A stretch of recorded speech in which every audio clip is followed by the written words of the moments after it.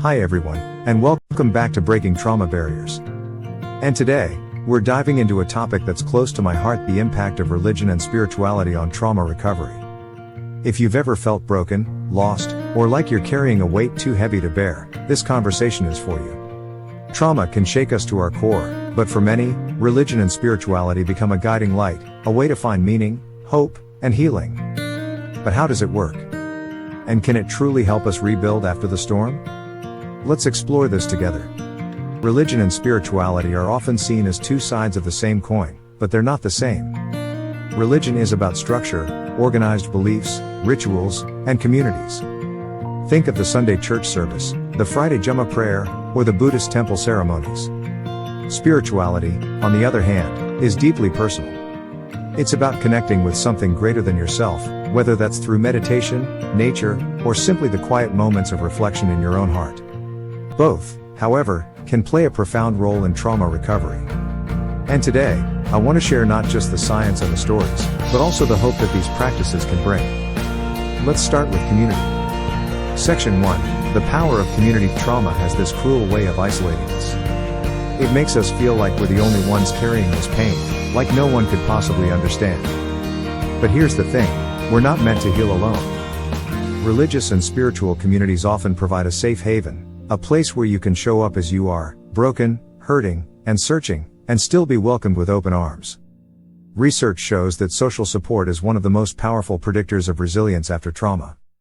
And for many, their faith community becomes that lifeline. It's a place where they can find comfort in shared rituals, strength in collective prayer, and hope in the stories of others who've walked similar paths. I remember speaking to a woman named Sarah, who shared how her church community helped her heal after losing her husband. She said, "I didn't have to explain my pain. They just sat with me, prayed with me, and reminded me that I wasn't alone." That's the power of community. It reminds us that we're seen, we're valued, and we're loved, even in our darkest moments. Section 2. Finding meaning in the pain. Now, let's talk about meaning making. Trauma can leave us asking the hardest questions. Why did this happen to me? What did I do to deserve this?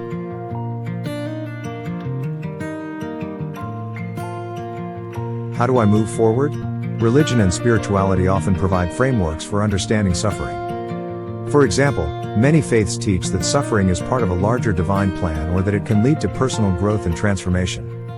Spirituality, too, can help us reframe our experiences.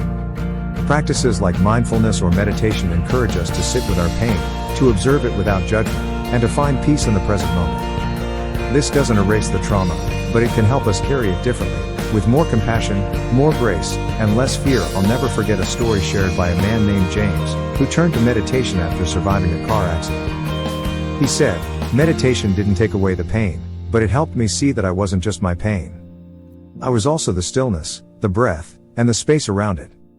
That shift in perspective, that's where healing begins.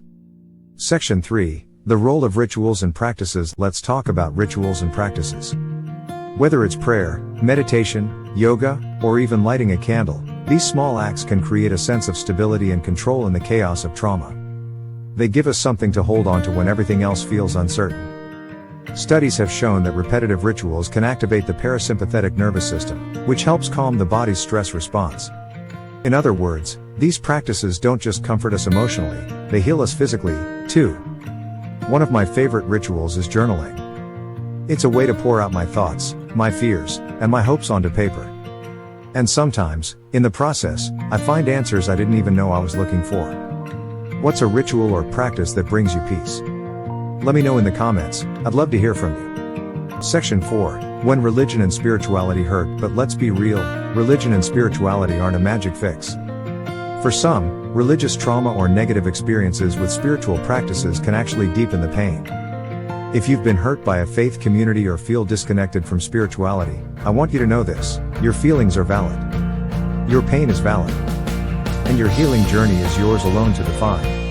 If you're exploring religion or spirituality as part of your healing, it's okay to take it slow. Find what resonates with you. Maybe it's prayer, maybe it's meditation, or maybe it's simply spending time in nature, feeling the sun on your face and the wind in your hair. The goal isn't to follow a specific path, it's to find what brings you peace, what helps you feel whole again. Section 5. The light of hope. Finally, let's talk about hope. Trauma can make the future feel bleak, like there's no way out of the darkness. But religion and spirituality often emphasize hope, whether it's the promise of an afterlife, the idea of karma, or the belief that we're all connected by a greater force. This hope can be a powerful motivator in recovery. It reminds us that healing is possible, that we're not defined by our pain, and that there's light even in the darkest times. Whether you find solace in prayer, meditation, or simply the beauty of the world around you, religion and spirituality can be powerful tools in your healing journey. But remember, you don't have to walk this path alone.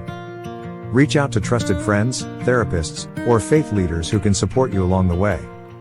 Thank you so much for joining me today. If this video resonated with you, please give it a thumbs up and share it with someone who might need it.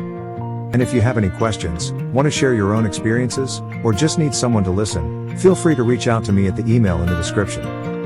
I read every message, and I'd love to hear from you. Until next time, remember, healing is a journey, and you're stronger than you think.